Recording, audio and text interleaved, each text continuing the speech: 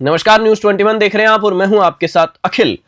Bulletin की शुरुआत करेंगे बस्सी से। संत शिरोमणि महर्षि बालीनाथ महाराज की जयंती 12वां दिवस के रूप में मंगलवार को बड़े ही धूमधाम से गंगाधाम कॉलोनी में मनाएगी। समारोह के अध्यक्ष रामफूल टाटीवाल ने बताया कि समाज के प्रतिष्ठित व्यक्तियों की उपस्थिति ने इस आयोजन की गरिमा और महत्व को और अधिक बढ़ा दिया। शुरुआत में महर्षि बालीनाथ और डॉक्टर भीमराव अंबेडकर के आदर्शों पर प्रकाश डालते हुए समाज के प्रमुख वक्ताओं ने समाज को एकजुट रहकर विकास के पथ पर अग्रसर रहने के लिए प्रेरित किया। इस अवसर पर सहयोग करने वालों एवं समाज के भामाशाहों का सम्मान किया गया। साथ ही कार्यक्रम का समापन सामूहिक भोज के साथ हुआ। बस्सी से रामफूल मीणा की रिपोर्ट। अंग्रेजी नववर्ष की पूर्व संध्या पर डीडवाना थाना पुलिस ने एक अनूठी पहल की शुरुआत की।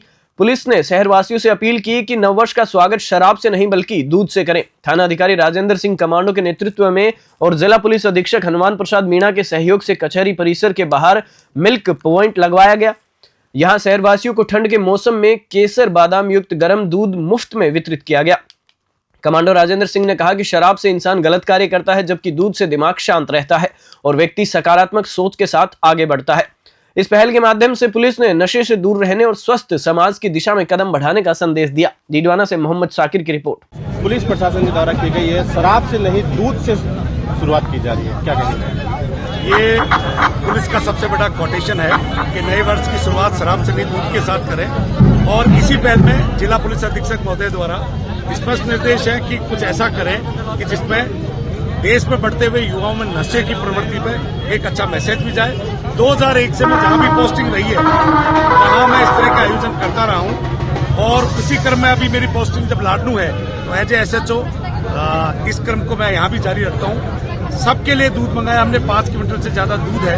केसर युक्त शुद्ध अमूल का दूध है, कंपनी से मंगाया है और कोई कमी नहीं रहेगी। ये उन लोगों के गाल पे तमाचा है जिनको ये लगता है कि महंगे होटल में जाके शराब पीने से रंगरेलियां मनाने के साथ नए वर्ष की शुरुआत करनी चाहिए। जबकि मेरा ये कहना है हम हिंदुस्तान के नागरिक हैं, यहाँ की संस्कृति में जीते हैं, यहाँ का पैरान, यहाँ की भाषा, इसको मन में और रोम रोम में भर के रखते हैं। उसी के अनुरूप आप ये मैसेज दिया है कि नए वर्ष की शुरुआत स्वास्थ्य के साथ, अपनी सुरक्षा के साथ और नशे से दूर रहते हुए शुद्ध दूध के साथ मनाएंगे और जो जिस धर्म के हैं अपने इष्ट देव को याद रखेंगे और उसकी आराधना करते हुए नए साल में प्रवेश करेंगे, ताकि इस देश के लिए, यहाँ के युवाओं के लिए आने वाला कल जो देश का है वो कम से कम सेहतमंद जरूर हो। क्योंकि देश की सुरक्षा हो, आर्थिक स्थिति हो या किसी भी युग में तरक्की करनी हो तो युवाओं का सेहतमंद होना, उनके मस्तिष्क का शुद्ध होना बहुत जरूरी है। इसी क्रम में ये पहल है तो मैं सभी से आपके माध्यम से ये कहूंगा कि जो जहां जिस घर में जहां बैठा हो अच्छी चीजों के साथ, अच्छे वातावरण के साथ और आध्यात्मिकता के साथ अपने माता पिता के साथ नए वर्ष की शुरुआत करें और इस डीडवाना पुलिस की पहल पे जो हमने किया इसको आगे बढ़ाएं और नए वर्ष की शुरुआत सदैव से प्रण लेके कहें कि सेहतमंद चीजों के साथ, दूध के साथ इसका हम शुभारंभ करेंगे और पाश्चात्य संस्कृति को हम नकारेंगे और आने वाले कल को भारतीय संस्कृति के साथ जीना रखेंगे, ताकि अपना देश का युवा इसी तरह तरक्की करे और पुलिस में विश्वास रखेंगे। ताकि कानून व्यवस्था रखना पुलिस का ही काम नहीं है, जनता का भी है। जनता की सहभागिता ही कानून व्यवस्था को बेहतर बनाती है। जनता का सहयोग ही पुलिस की स्मार्टनेस को बढ़ाता है। हमारा सदैव सहयोग करें, विश्वास करें। इसी क्रम में इसी तरह राजस्थान पुलिस आगे बढ़ती रहेगी। धन्यवाद।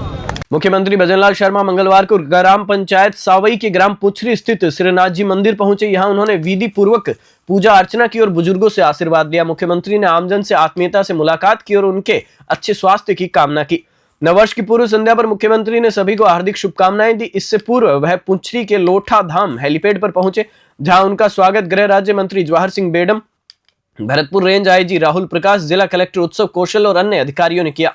डीग से पंकज शर्मा की रिपोर्ट। तारानगर पंचायत समिति सभागार में प्रधान संजय कसवा की अध्यक्षता में BDO अमरजीत सिंह बाबल के सेवानिवृत्त होने पर विदाई कार्यक्रम आयोजित किया गया।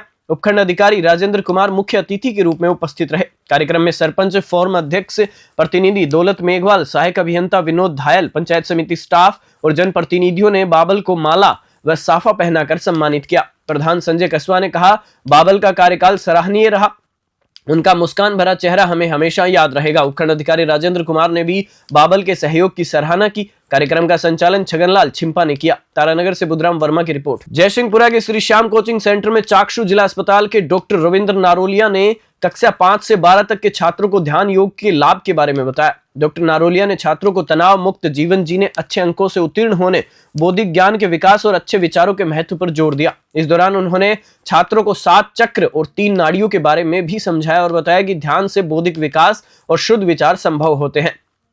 डॉक्टर नारोलिया ने सफलता प्राप्त करने के गुर भी साझा किए और छात्रों को प्रेरित किया कि वे जीवन में सफलता के लिए अपने मानसिक और शारीरिक स्वास्थ्य का ख्याल रखें। चाकसू से महावीर स्वामी की रिपोर्ट। कोटा पुलिस नए साल 2025 में मादक पदार्थों की तस्करी और कोचिंग संस्थानों के आसपास नशा बेचने वालों के खिलाफ अभियान नश्वर चलाएगी। यह जानकारी पुलिस अधीक्षक डॉक्टर अमृता दुहन ने मंगलवार शाम को आयोजित प्रेस कॉन्फ्रेंस में दी। उन्होंने बताया कि 2024 में कोटा पुलिस ने अपराधों की रोकथाम के लिए कड़े कदम उठाए और सफलता प्राप्त की। खासकर चाकूबाजी और एक्सीडेंट की घटनाओं में कमी आई है। डॉक्टर दुहन ने बताया कि ऑपरेशन वज्र प्रहार और एरिया डोमिनेशन अभियान के तहत पुलिस ने अपराधियों के खिलाफ लगातार कार्रवाई की। उन्होंने कहा कि 2025 में साइबर क्राइम पर विशेष ध्यान दिया जाएगा। इसके लिए साइबर टीम को और मजबूत किया जाएगा। कोटा से फरीद खान की रिपोर्ट। है अपराधियों में डर, आमजन में विश्वास। उसी क्रम में लगातार कोटा शहर पुलिस द्वारा इस वर्ष कार्रवाई की गई। कोटा शहर की एक पेक्युलरिटी है कि यहाँ पर कोचिंग छात्राएं पढ़ने आते हैं, तो सबसे ज़्यादा हमारा जो फोकस रहा है वो कोचिंग एरियाज़ पे रहा है। एक तो वेलफेयर स्टूडेंट्स के लिए, दूसरा वहाँ पर किसी भी तरह की आपराधिक गतिविधि ना हो, और उसमें स्पेशली वहाँ पर मादक पदार्थ की जो तस्करी है उस पर कैसे अंकुश लगाया जा सके। ऐसे स्थानों को चिन्हित किया गया है, ऐसे व्यक्तियों को चिन्हित किया गया और उन पर कार्रवाई कर उनके विरुद्ध केसेस दर्ज किए गए। स्पेशली कोचिंग एरिया के ही में NDPS और उसमें गांजा जो सप्लाई है उस पर हमने विशेषकर फोकस कर लगभग 65 हमने प्रकरण दर्ज किए हैं सिर्फ कोचिंग एरिया से लेकर। उसके अलावा जो हमारे उसमें नवाचार रहे हैं, वो चाहे वो मेटा से कोलैबोरेशन हो, चाहे KSOS पैनिक बटन लॉन्च हो, जो कालिका पेट्रोलिंग यूनिट है, जो एक महत्वाकांक्षी एक योजना है जिसमें 20 यूनिट्स कालिका पेट्रोलिंग यूनिट महिलाओं की स्पेशली जिस पर सबसे ज़्यादा जिनका फोकस कोचिंग एरिया में रहेगा वो लॉन्च की गई हैं। उसके अलावा लगातार उनसे सीधा संवाद जो नीचे लेवल से लेकर ऊपर मेरे स्वयं के लेवल तक सीधा संवाद किया जा रहा है। एक स्टूडेंट जो हमारी विंग है जो उस पर लगातार उनसे संपर्क में रहती है, उनकी किसी भी कोई अगर परेशानी होती है उसका त्वरित निस्तारण हो, इस हेतु हम ध्यान रखते हैं। अभय कमांड कंट्रोल में एक स्पेशल नंबर हमने उनको इशू कर रखा है जिस पर जो भी अगर हमारे पास कंप्लेंट्स आती हैं उनका त्वरित निस्तारण होता है और रिकॉर्ड मेंटेन किया जाता है। इस तरह से तो कोचिंग एरिया में हमने कार्रवाई की है। मैं आपको एक इसमें बता दूं कि हमारे जिस हिसाब से हम कर रहे हैं कार्रवाई, उस हिसाब से अगर मैं आंकड़ों की बात करूं तो हमारे कोटा शहर में महिला अत्याचार में इस वर्ष लगभग 20% की कमी आई है। और जो ITSSO कंप्लायंस है, मतलब कि उस अत्याचार अगर कोई केस दर्ज हुआ है तो उसकी 2 माह के भीतर त्वरित और एक गुणवत्तापूर्वक अनुसंधान करना, तो उसमें हमारी जो पिछले वर्ष 58% थी, अब की बारी हमारी जो एफिशिएंसी है वो इम्प्रूव होकर 69% हुई है। तो दोनों में ही हमारा अच्छा काम रहा। उसके अलावा जो हम लगातार अपराधियों, दूसरी प्राथमिकता थी हमारी जो अपराधियों के विरुद्ध, स्पेशली जो आदतन अपराधी हैं, ऑर्गेनाइज्ड क्राइम है, उसके विरुद्ध हम प्रभावी कार्रवाई कर सकें। उसके लिए हमने एक ऑपरेशन वज्र प्रहार शुरू किया था। ऑपरेशन वज्र प्रहार के तहत हमने लगभग 720 हमने अपराधियों की गिरफ्तारी की है और उसमें एक जो निरोधात्मक कार्रवाई की है वो लगभग 890 के विरुद्ध की है। और हम जो अल सुबह जो टीम्स गठित करके और उन पर हमने दबिश दी, एरिया डोमिनेशन किया, तो उसमें लगभग हमने NDPS में 13 प्रकरण, 91 आर्म्स एक्ट में प्रकरण दर्ज किए हैं। ऐसी आबकारी में भी हमने मुकदमे दर्ज किए हैं। और जो इनामी अपराधी हैं उनके विरुद्ध हमारी लगातार अच्छी कार्रवाई रही है। लगभग हमने 720 इनामी अपराधी गिरफ्तार किए हैं, जिसमें कि 50,000 के भी 25,000 के भी इनामी अपराधी थे। तो इन सब की कार्रवाई से जो उसमें भय देखने को मिला अपराधियों में, तो जब भी पुलिस को कोई सूचना मिलती थी अरेस्ट करने जाने के लिए, तो ऐसे अपराधी मतलब भय के कारण भागे भी वहाँ से, जिसकी वजह से लगभग 28 से 30 को चोटें भी आई। हमने लगभग 65 अपराधियों की हमने जो शिनाख्तगी में कार्रवाई, उसमें जो हम आइडेंटिफिकेशन कराते हैं, उसकी नक्शा मौका की तरतीब कराते हैं, तो उसमें लगभग 65 का हमने परेड भी कराई है। इसका जो परिणाम रहा है वो रहा है कि जो IPC में, हमारे IPC में भी इस वर्ष लगभग 20% 18% की कमी आई है। और स्पेशली जो प्रॉपर्टी संबंधित हमारे अपराध हैं उनमें जो वर्ष 2023 में 1721 प्रकरण दर्ज हुए थे, अब की बारी 1421 प्रकरण दर्ज हुए हैं, तो उसमें 17% की कमी आई है। इतना ही नहीं, चाकूबाजी की जो घटनाएं हैं, जो गत वर्ष 131 थी, अब की बारी 100 तक ही सीमित रही हैं। और जो फायरिंग की घटनाएं जो गत वर्ष 17 थी, वो इस वर्ष घट के 8 पर रही। ये मैं मानती हूँ कि एक इम्पॉर्टेंट कदम है, लेकिन मैं चाहती हूँ कि इससे भी बहुत ज़्यादा कमी रहे। इस जो आने वाले वर्ष में हम और भी सख्त कार्रवाई करें और भी प्रभावी कार्रवाई करें, जिससे कि ये घटनाएं और कम हो। उसके अलावा मैं अगर कहूँ तो जैसे हमारी ट्रैफिक वाली यूनिट ने भी अच्छा काम किया है, जिससे जो एक्सीडेंट्स हैं उसमें भी लगभग 17% की कमी आई है नंबर ऑफ़ एक्सीडेंट्स में। हमारा जो अभय कमांड सेंटर है, अभय कमांड एंड कंट्रोल सेंटर, उसमें हम अभी लगभग 560 कैमरेज वर्तमान में सक्रिय मोड पर हैं। इस वर्ष 125 नए कैमरे जुड़े हैं और आने वाले वर्ष में जो टारगेट है वो है 520 नए कैमरेज और लगाने का। उसकी बिल्कुल प्रक्रिया अब लास्ट स्टेज पर है और जल्द ही पूरा जो शहर है वो कैमरेज से कवर्ड होगा। ये क्राइम को प्रिवेंट करने में, क्राइम को डिटेक्ट करने में एक बहुत बड़ी उपलब्धि होगी कि जो सारा पूरा अपना कोटा शहर है वो अभय कमांड कंट्रोल की निगरानी में होगा। उसके अलावा जो हमारी AHTU टीम है उसकी भी लगातार प्रभावी कार्रवाई रही है। स्पेशली जो कोचिंग के छात्र हैं वो यहाँ से कई बार चले जाते हैं, तो कोई भी आज के समय पर हमारा ऐसा केस रीसेंट वाला नहीं है जो कि अनट्रेस्ड हो। सभी बच्चों को हम दस्तयाब करने में सफल रहे, बल्कि जो पुराने भी बच्चे थे उनको भी हमने दस्तयाब किया है। जैसे एक केरला से हम लेकर आए थे बच्चे को, दस्तयाब किया था। हिमाचल प्रदेश से, मथुरा से, अलग अलग राज्यों से भी जाकर हम लगातार बच्चियों को दस्तयाब कर रहे हैं। आज के समय पर जो मुख्य एक अपराध जो उभर कर आ रहा है वो साइबर क्राइम है। उससे सबसे ज़्यादा बहुत लोग प्रभावित भी रहते हैं। तो उसमें एक तो साइबर अवेयरनेस, क्योंकि उसका एक सबसे मुख्य एक जो रहता है स्टेप रहता है वो साइबर अवेयरनेस रहता है, जिससे हम बच सकते हैं। उसके लिए हमने लगभग इस वर्ष 35,000 लोगों के बीच जाकर, पुलिस ने स्वयं जाकर और साइबर अवेयरनेस का काम किया है। लगभग 5.5 करोड़ के लगभग राशि होल्ड कराई है, जिसमें से 1.5 करोड़ राशि वापस खातों में भी गई है जो पीड़ित है उनके। और इसके अलावा जो पूरी जो एक टीम है और उसने पुलिस की जो प्रेजेंस है, चाहे वो सायंकालीन गश्त को लेकर हो, चाहे रात्रिकालीन गश्त, चाहे नाकाबंदी, तो एक जो पुलिस की स्ट्रॉन्ग प्रेजेंस एक शहर में, कोटा शहर में होनी चाहिए। और दिन रात मेहनत करके वो प्रेजेंस दिखाने की हमने कोशिश की है, जिसमें हमें सफलता भी मिली। इसके अलावा जो आगे आने वाले जो अब ये वर्ष है 2025, उसमें हमारा रहेगा कि हम एक तो अपने जो साइबर थाने को और सुदृढ़ करें। उसी क्रम में हमें माननीय लोकसभा स्पीकर महोदय ने 15 लाख रुपए अभी दिए भी हैं। हनुमानगढ़ के नौहर शहर के भादरा बाईपास स्थित प्यारी बहना महिला अनाथ आश्रम का हाल ही में वरिष्ठ चिकित्सक डॉक्टर संतलाल छिंपा और डॉक्टर वीणा छिंपा ने दौरा किया। इस दौरान उन्होंने आश्रम में रह रही वृद्ध, विकलांग, बेसहारा और अपाहिज महिलाओं की देखभाल की सेवाओं की सराहना की। आश्रम की सेवाएं आमजन और भामाशाहों के सहयोग से संचालित हो रही हैं और यहाँ 100 से अधिक महिलाएं और बालिकाएं उचित देखभाल और सुरक्षा के साथ रह रही हैं।